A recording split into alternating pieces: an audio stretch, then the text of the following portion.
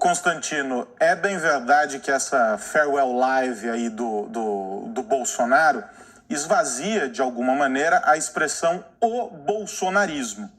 Mas a gente não pode ignorar que essas pessoas, as que estão nas portas dos quartéis, as que estão discutindo nas redes sociais, que estão mobilizadas e que estão indignadas e colocando a insatisfação delas com esse estado de coisas que vocês estão descrevendo aqui, que elas, de alguma maneira, miravam no Bolsonaro essa figura de liderança, mas elas não estavam, de alguma maneira, agindo em função dele, mas na expectativa do contrário, de que ele atendesse às demandas delas.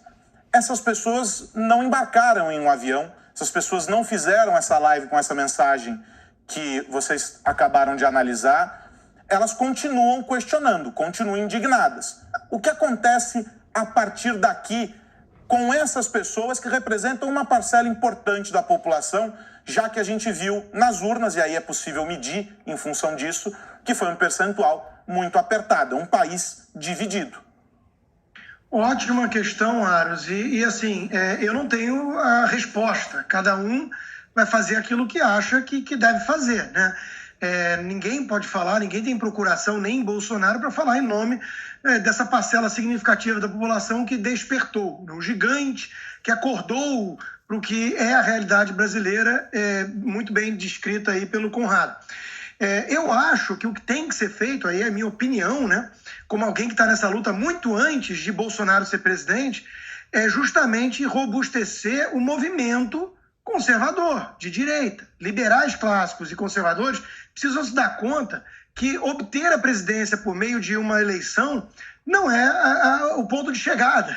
Talvez fosse o ponto de partida, né? Tem que ter uma base cultural disseminada. A esquerda tem tudo. O sistema é bruto, companheiro. O sistema tem o poder judiciário na sua mão, mesmo na categoria mais suprema.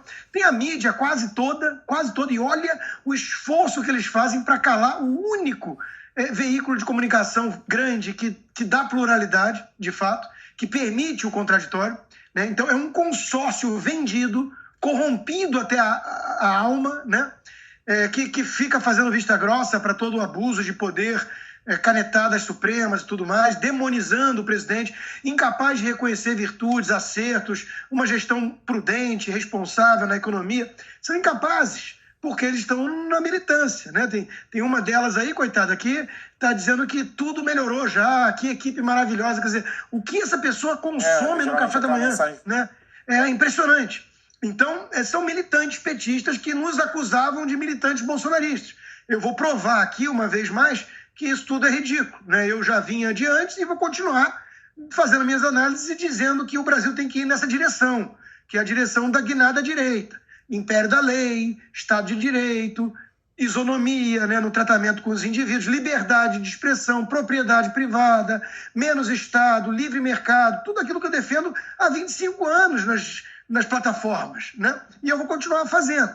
Então, as pessoas agora têm que se reagrupar de alguma forma, entender que a guerra é muito mais complexa e elevada do que um presidente vencer. Isso ficou muito claro. Mas eu não seria tão duro assim como foi o Conrado na análise, seja das Forças Armadas, seja do presidente. O sistema é muito poderoso e tem muitas consequências. Peitar na marra. Tem o dia seguinte, não é uma coisa trivial. Então, eu acho assim, eu acho que o dilema é muito grande. De todo mundo que sabe o que está acontecendo, o que está vendo. É porque tem uma turma que está com a premissa de que acabou. Dia 1º acabou, o Brasil virou Venezuela. Eu acho essa premissa tenebrosa, mas realista, né? O receio é muito legítimo, mas eu acho ela precipitada. O Brasil tem grupos organizados, tem grupos de interesse fisiológicos que se uniram para derrubar Bolsonaro pelos motivos errados, quiseram Bolsonaro fora por suas virtudes e não defeitos, mas esse sistema não necessariamente quer que o Brasil degringole na direção de uma Venezuela. E esse sistema colocou lá o Alckmin ao lado do Lula. Né? O PT tem, a Frente Ampla tem muito petista, mas o Lula sabe que não pode tudo. Alexandre de Moraes não é um petista, Alexandre de Moraes é um tucano, né? Historicamente falando.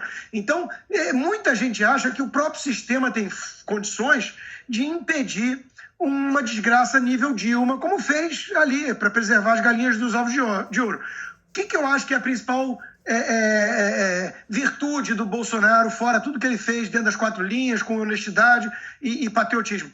Foi expor esse sistema carcomido. As entranhas do sistema estão expostas em praça pública. Para quem não quiser fazer o papelão de aceitar participar de um teatro farsesco e fingir que as instituições estão trabalhando normalmente e que os golpistas estão sendo perseguidos para proteger a democracia, quem não cair nessa ladainha ridícula, né, que só a velha imprensa martela para enganar trouxa, alienado, está vendo o sistema trabalhando à luz do dia.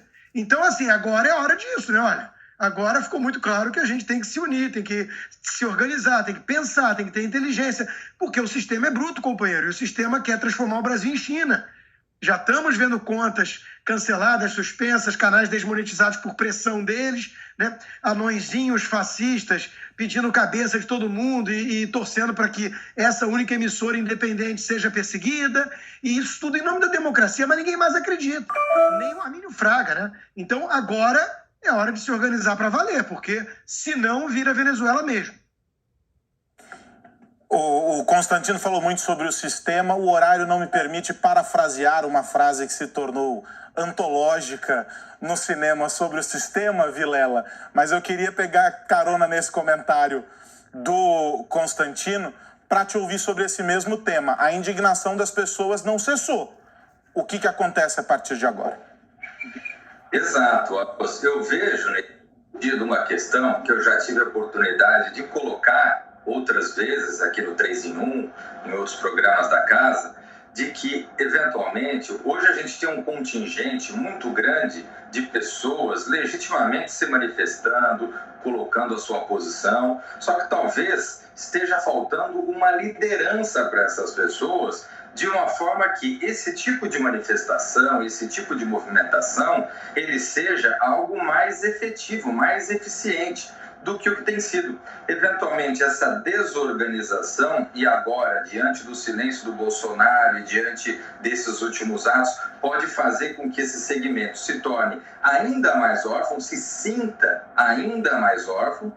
Agora, talvez seja a oportunidade de parar para pensar e de que lideranças desse grupo, ou pessoas que de alguma forma têm influência sobre esse grupo, direcionem que é muito mais inteligente, é muito mais estratégico fazer outros tipos de instrumento de pressão, como, por exemplo, no Congresso Nacional. É o Congresso Nacional, e um Congresso Nacional que foi eleito, ele tem um segmento conservador minimamente bem representado, com capacidade de, pelo menos, né, colocar uma posição mais clara, de criar alguma dificuldade ao projeto de poder atual. Então, que, eventualmente, essas manifestações se direcionem ao Legislativo para que, de alguma forma, Câmara e o Senado acabem se tornando polos de reverberação dessas ideias, para que as bancadas conservadoras na Câmara ou no Senado não se deixem ser engolidas pelo próximo governo, enfim, para que essa oposição seja feita e construída justamente na linha do que o espírito central do que o Bolsonaro colocou na última live, que, ao meu ver, ele deveria ter colocado isso logo no dia 30 de outubro, logo depois do segundo turno, que é o quê? O mundo não acabou. E cabe a nós, cabe às pessoas que eventualmente não concordem com o governo atual, as pessoas conservadoras ou os descontentes de uma forma geral, que de alguma forma construam, se aglutinem, façam uma oposição razoável, racional, pensando que em 2026 vai ter um outro processo eleitoral e talvez esse segmento conservador mais amadurecido venha para um outro projeto de poder e, eventualmente, um projeto de poder que seja mais permanente, não digo, mas que seja mais duradouro, né? Deixa eu ouvir o Conrado. Vou fechar esse mesmo tema com os três. Diga lá, Conrado. Eu fico feliz aqui com o otimismo do Vilela, né? Cara, a gente teve uma eleição que o sistema jurídico, a regra jurídica, não foi respeitado o princípio da anuidade pela nossa Suprema Corte. Eles ficaram criando regras a si mesmo, ilegais. E vocês acham que vai ter uma eleição legal no Brasil? Vocês estão brincando comigo. É muita ingenuidade. A não ser que vocês fiquem nessa ideia da direita permitida. Aí sim, né? Ai, vamos deixar os permitidos. Meus amigos, o sistema é bruto. Vocês viram que nada vai funcionar. Né? Esse novo legislativo, meus amigos, a gente teve um deputado federal cassado no seu direito de livre expressão da imunidade parlamentar no governo Bolsonaro. Como é que tu acha que vai ser no governo Lula? Vocês viram no governo Bolsonaro o Senado votar 2 turnos no mesmo dia para passar uma PEC do estouro de gastos para o Lula. Tu acha que vai ser diferente? Assim, ó, para mim é ingenuidade. Tá? O que eu quero que tenha passado nesses 4 anos de bolsonarismo aqui é vocês ter perdido esse otimismo, ter perdido esse pensamento mágico e olhar para a realidade. O que a gente tem que fazer é aquela coisa que o Zé Dirceu diz, voltar para a base. Aquela coisa que o Mano Brown disse lá naquele discurso do PT, voltar para a base, para o pé no barro, começar a fazer essas... abrir os olhos, como o Constantino muito bem disse, voltar com esse pensamento conservador, porque foi um período de 4 anos que a gente teve liberdade para discutir esses assuntos, que não vai ter mais agora com o PT. Acabou esse papo de discussão de discurso de gênero, vai ser todo mundo perseguido. Olha só, para observar o Brasil, não é nem olhar os Estados Unidos do Trump lá, olha a Alemanha. Olha a perseguição que a gente tem lá.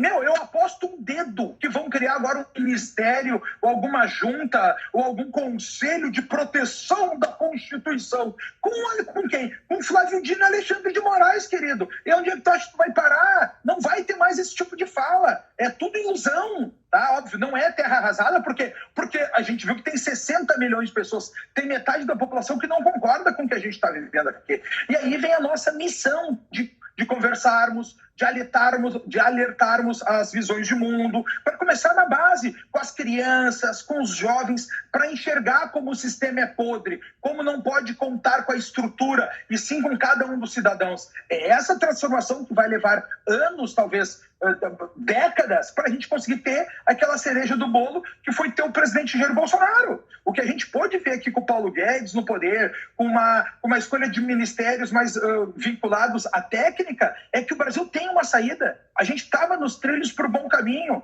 Agora foi entregado um país que estava no rumo de se dar tudo bem por uma quadrilha, para todos aqueles que a gente não... Tu entende que a gente não pode chamar de quadrilha? O Lula, durante a campanha, não podia dizer que ele tinha amigos ditadores. Agora está vindo o Nicolás Maduro. Meus amigos, o Brasil, país, não reconhece o Nicolás Maduro como presidente. É o Juan Guaidó. A gente teve a Operação Acolhida lá na divisa com a Venezuela para pegar o pessoal fugindo da Venezuela. Vamos fazer agora, vamos devolver para lá, vamos mandar todo mundo para lá, como fez o Tarso Genro, lá no governo PT, naqueles Jogos Pan-Americanos, dos boxeadores, né? E daí ele veio a cara de pau de chegar para a população e dizer na televisão, não, os boxeadores quiseram voltar para Cuba. E depois a gente soube que a Polícia Federal caçou todos eles. Olha a Polícia Federal caçando todo mundo, a mando do Alexandre de Moraes, que não poderia. São ações ilegais. A Polícia Federal é submetida ao ministro da Justiça, que era do governo do Bolsonaro, e aí ficou em silêncio esse ministro da Justiça. Cadê todos os promotores de justiça do Brasil? Ficaram em silêncio, porque ou são da esquerda conivente, ou os da direita têm que ficar quieto para poder subir na carreira e garantir o seu quinhão. É isso, foi assim com o MP,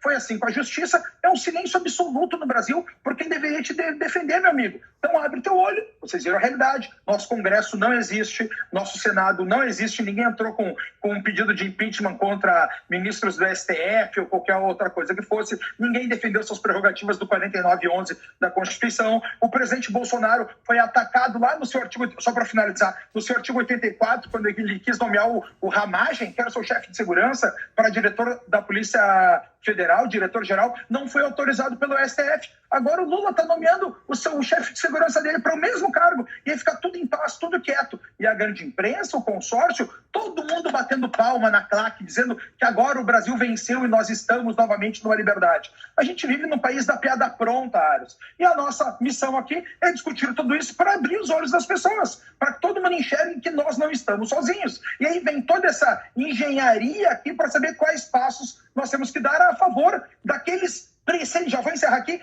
dos preceitos do Estado liberal. Quais são eles? O Constantino muito bem trouxe. A vida, a liberdade e a propriedade privada. E por que não dizer o livre mercado e o Estado de Direito?